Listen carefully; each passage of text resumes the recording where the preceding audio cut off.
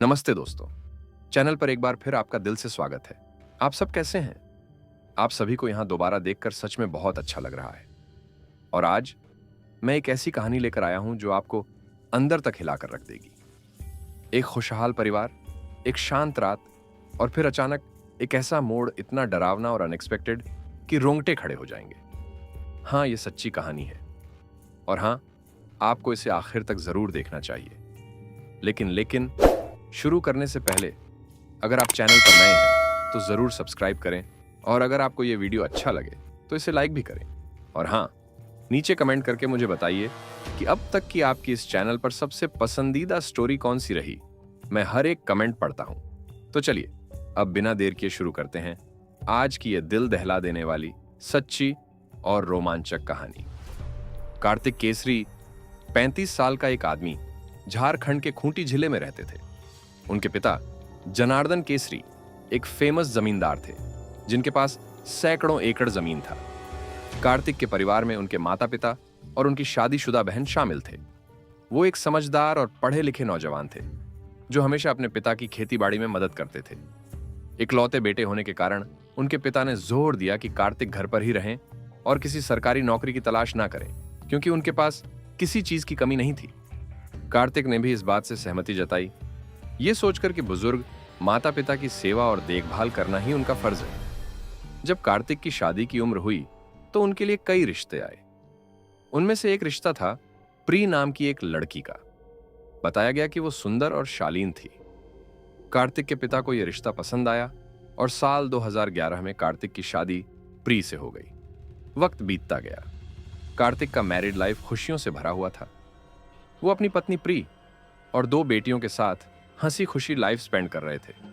उनका कामकाज अच्छा चल रहा था, जिससे घर में हमेशा धन की कोई कमी नहीं होती थी। परिवार में गहरा आपसी प्यार और समझदारी थी। कभी कोई विवाद या कड़वाहट नहीं थी। सच कहा जाए तो उनका परिवार वैसा ही प्रतीत होता था जैसा हम फिल्मों में देखते हैं। लेकिन 28 सितंबर 2019 की रात उस परिवार को जरा भी अंदाजा नहीं था कि एक अंधकार उनकी जिंदगी में ऐसा छाएगा जो अमावस की रात से भी गहरा होगा। करीब रात 10 बजे का समय था जब कार्तिक और उनकी पत्नी प्री रांची से अपने घर लौट रहे थे। वो वहां त्योहार की खरीदारी के लिए गए थे। सड़कें शांत थीं, ट्रैफिक बहुत कम था। वो अपनी सफेद वैगनार कार में थे। कार्तिक ड्राइव कर रहे थे और प्री उनके बगल की सीट पर बैठी थी। रास्ते में दोनों हंसी मजाक करते हुए, बातचीत करते हुए अपने खूंटी स्थित घर की ओर लौट रहे थे। जैसे ही उनकी कार एक सुनसान और वीरान इलाके में पहुंची, 2 आदमी मोटरसाइकिल पर तेजी से आए और अचानक उनकी कार के सामने आकर रुक गए। कार्तिक ने फौरन ब्रेक मारा और किसी तरह बाइक से टक्कर बचाई। उन्होंने देखा कि पास में एक सफेद स्कॉर्पियो खड़ी थी। इससे पहले कि वो कुछ समझ पाते, बाइक सवार दोनों आदमी उनकी कार के पास आए और चिल्लाते हुए कार्तिक से बाहर आने को कहने लगे। उसी वक्त स्कॉर्पियो से 2 और आदमी बाहर निकले, जिनमें से एक के हाथ में लोहे की रॉड थी। कार्तिक को तुरंत खतरे का एहसास हुआ। रात का सन्नाटा, कोई मदद नहीं, और बाइक सवार लगातार उन्हें बाहर आने को कह रहे थे। मजबूरी में और खुद को घिरा महसूस करते हुए कार्तिक बाहर निकल आए। लेकिन जैसे ही वो कार से उतरे, चारों लोगों ने उन पर बेरहमी से हमला कर दिया। उन्होंने कार्तिक को बुरी तरह पीटना शुरू कर दिया। उनमें से एक ने लोहे की रॉड से कार्तिक के सिर पर जोरदार वार किया, जिससे उनके सिर पर गंदा चोट पहुंचा। कराहते हुए कार्तिक जमीन पर गिर पड़े और उनके गिरते ही उनके चारों ओर खून फैलने लगा। कार के अंदर बैठी प्री सदमे में थीं। उन्होंने अपनी आंखों के सामने अपने पति को अंतिम सांस लेते हुए देखा। जब हमलावरों को यकीन हो गया कि कार्तिक की मौत हो चुकी है, तो वो तुरंत वहां से भाग गए। उनके जाते ही रोती हुई प्री कार से बाहर आई। उन्होंने कार्तिक को हिलाने की कोशिश की, लेकिन वो बिल्कुल भी नहीं हिले। उस पल उन्हें यह एहसास हुआ, कार्तिक अब इस दुनिया में नहीं रहे। दुख और सदमे से टूटी प्री जोर जोर से रोने लगी। तभी उन्हें अपने भांजे शंकर की याद आई। किसी तरह खुद को संभालते हुए उन्होंने शंकर को फोन किया और घटना की जानकारी दी। उनकी घबराई हुई आवाज सुनकर शंकर डर तो गया, लेकिन उसने खुद को संभालते हुए अपनी मौसी को भरोसा दिलाया कि वो तुरंत वहां पहुंच रहा है। कॉल कट करते ही वो घटनास्थल की ओर दौड़ पड़ा। प्री ने अपने father in law Janardan Kesari और देवर रंजीत को भी इस भयानक हादसे के बारे में बताया। जैसे ही घटना की खबर परिवार तक पहुंची, पूरा परिवार घटनास्थल पर पहुंच गया। शंकर जब वहां पहुंचा तो उसने तुरंत होशियारी दिखाते हुए कार्तिक के सिर से खून रोकने की कोशिश की। उसने एक तौलिया लिया और कसकर कार्तिक के सिर पर बांध दिया। वहां मौजूद लोगों की मदद से वो कार्तिक को एक गाड़ी में डालकर अस्पताल ले गए। लेकिन जब वो अस्पताल पहुंचे, डॉक्टरों ने बताया कि कार्तिक पहले ही दम तोड़ चुके थे। चूंकि यह इलाका कांक थाना क्षेत्र में आता था, पुलिस को तुरंत इन्फॉर्म किया गया। कुछ ही देर में एक पुलिस अधिकारी अपनी टीम के साथ अस्पताल पहुंच गया। जैसे जैसे खबर फैली, कार्तिक के रिश्तेदार और आसपास के लोग बड़ी संख्या में जमा हो गए। कार्तिक सिर्फ एक राशन डीलर नहीं थे, वो एक सम्मानित सामाजिक कार्यकर्ता भी थे। परिवार टूटे हुए दिल और गुस्से के साथ पुलिस से लगातार आरोपियों की गिरफ्तारी की मांग करने लगा। एसीपी ने परिवार को आश्वासन दिया कि अगर वो पुलिस के साथ कोऑपरेट करें तो अपराधी जल्द ही पकड़ लिए जाएंगे। उन्होंने ये भी इन्फॉर्म किया कि जांच प्रक्रिया को पुलिस अपने तरीके से करेंगे। यह सुनकर परिवार थोड़ा शांत हुआ। पुलिस ने फिर कार्तिक के बॉडी को पोस्टमार्टम के लिए भेजा और मौके पर पहुंचकर जांच शुरू की। वहां चारों ओर खून के धब्बे फैले हुए थे। पुलिस ने खून में सना मिट्टी का नमूना सबूत के तौर पर उठाया, लेकिन कोई ठोस सुराग नहीं मिला। उसी रात कार्तिक के पिता जनार्दन केसरी की शिकायत पर अज्ञात 5 लोगों के खिलाफ हत्या और सबूत मिटाने का केस दर्ज किया गया। जांच के दौरान पुलिस ने कार्तिक की पत्नी प्री से पूछताछ की।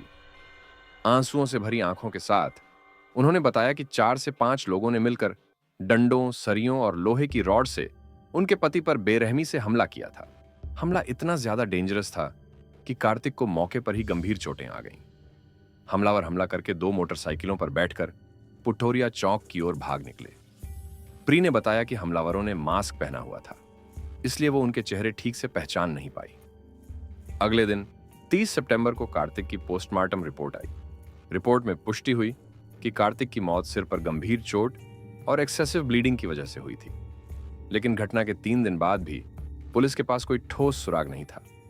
एसएसपी अनिल गुप्ता ने मामले की गहराई से जांच के लिए डीएसपी की अगुवाई में एक विशेष टीम गठित की।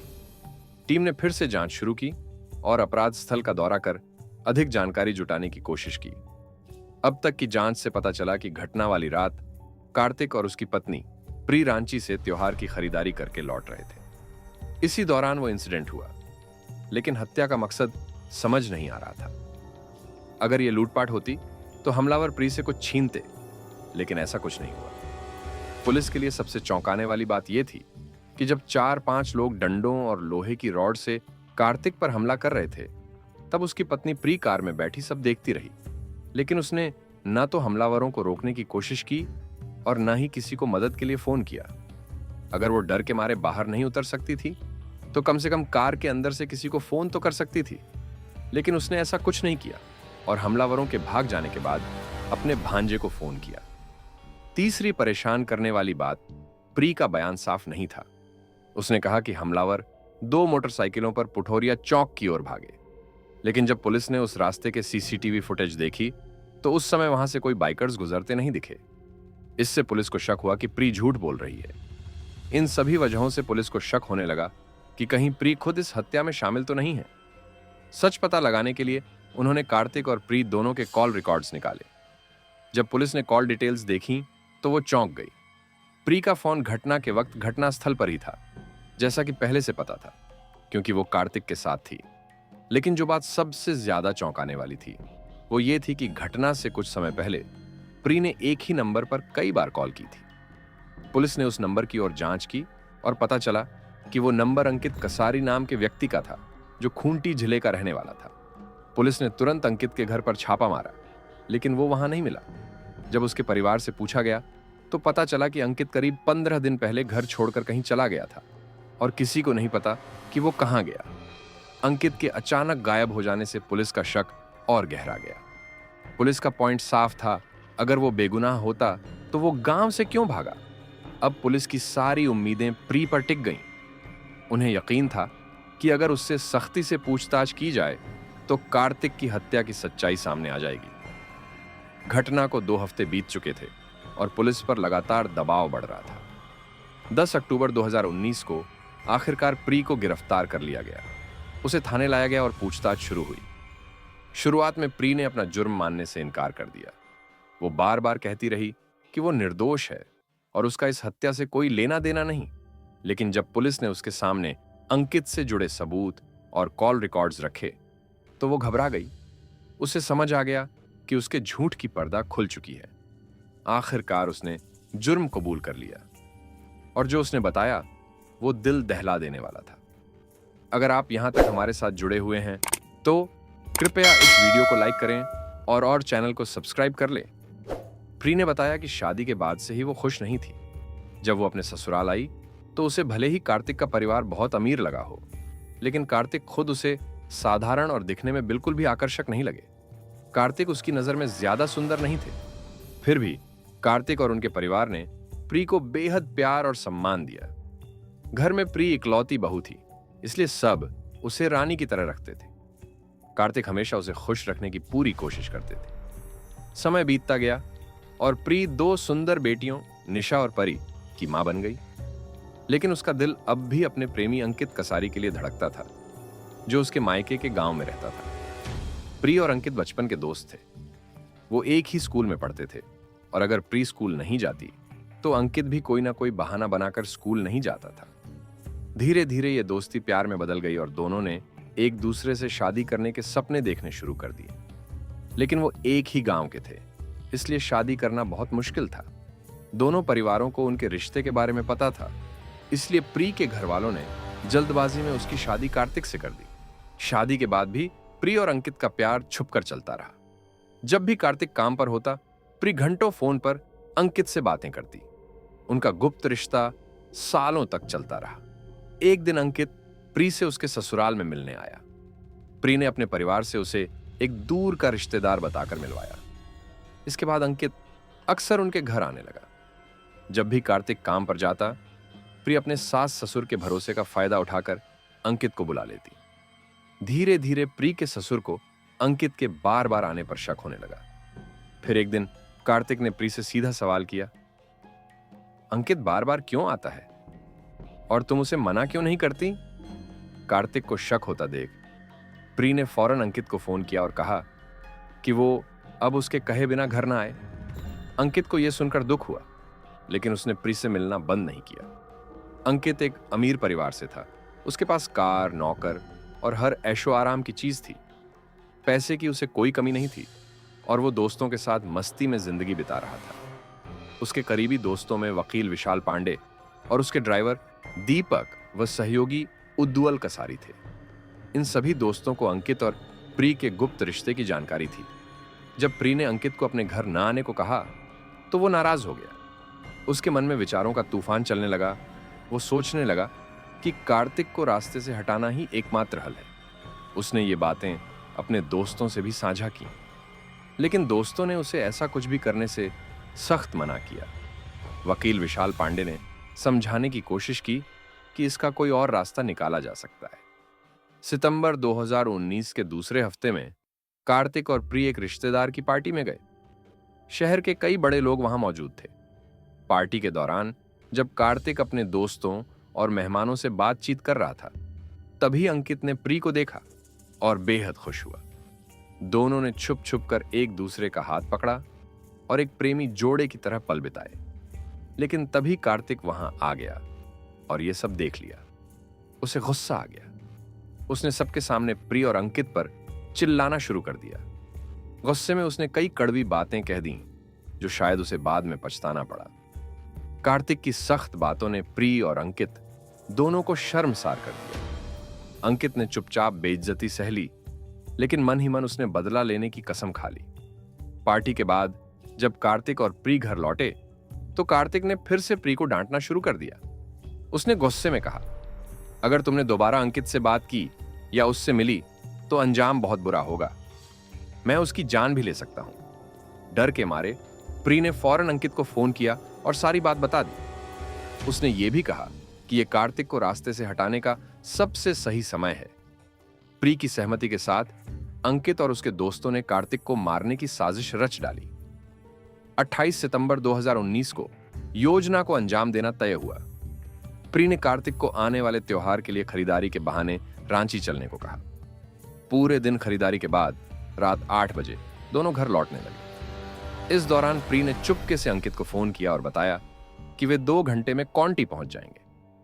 उधर अंकित पहले ही वकील विशाल पांडे के साथ स्कॉर्पियो में तैयार था। गाड़ी में छुपाकर डंडे, रॉड और लोहे की छड़ें रखी गई थीं। दीपक और मंगेश मोटरसाइकिलों पर बड़ू चौक पर पहले से मौजूद थे, वही जगह जहां हमला होना था। रात 10 बजे के आसपास कार्तिक की कार एक सुनसान जगह पर पहुंची। दीपक पहले से वहां इंतजार कर रहा था। जैसे ही अंकित ने इशारा किया, दीपक बाइक से आगे निकलकर कार्तिक का रास्ता रोककर गाड़ी रुकवा दी।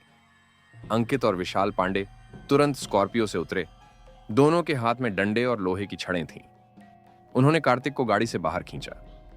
जैसे ही कार्तिक बाहर आया, विशाल ने उसके सिर पर लोहे की छड़ से जोरदार वार किया। कार्तिक वहीं गिर पड़ा। उसकी मौके पर ही मौत हो गई। कार के अंदर बैठी प्री ने यह सब देखा, लेकिन उसके चेहरे पर कोई डर नहीं था, बल्कि उसके मन में संतोष था। अब कार्तिक उसके रास्ते से हट चुका था। उसे लगा कि अब उसके और अंकित के बीच कोई रुकावट नहीं बची। कार्तिक के माता पिता बुरी तरह टूट गए। प्री ने परिवार के दबाव में शादी तो की थी, लेकिन वो कभी खुश नहीं रही। पर उस दर्द का हल ढूंढने के बजाय उसने एक ऐसा रास्ता चुना जिसने एक बेटे को मां बाप से और एक पिता को अपने बच्चों से हमेशा के लिए छीन लिया। 10 दिसंबर 2019 को पुलिस ने प्री को गिरफ्तार कर लिया। विशाल पांडे भी पकड़ा गया, लेकिन अंकित और बाकी लोग फरार हो गए। मार्च 2020 में दीपक लिंडा, उदवल कसारी और मंगेश भी पकड़े गए और आखिरकार अप्रैल 2020 में अंकित कसारी भी पुलिस के हाथ लग गया। सभी ने जुर्म कबूल कर लिया। अंकित की मदद से पुलिस ने हत्या में इस्तेमाल हुए हथियार भी बरामद किए। प्री के मासूम चेहरे के पीछे एक निर्मम दिल छुपा था। उसने रिश्तों की गहराई को तोड़ा और अपने ही बच्चों को पिता के प्यार से वंचित कर दिया। तो चलिए, आज के लिए बस इतना ही। आपको भी शायद आज की कहानी काफी चौंकाने वाला लगा होगा। अगर आपको यह कहानी जरा सा भी अच्छा लगा हो तो प्लीज चैनल को सब्सक्राइब जरूर कर लें और साथ ही वीडियो को लाइक भी कर दें, ताकि जब मैं अगले हफ्ते फिर से आपसे मिलने आऊं तो आप बाकियों के साथ हमारे इस सफर में जुड़ सकें। तो चलिए, अब हम चलते हैं और अगले हफ्ते फिर मिलेंगे। तब तक के लिए गुड बाय और टेक केयर।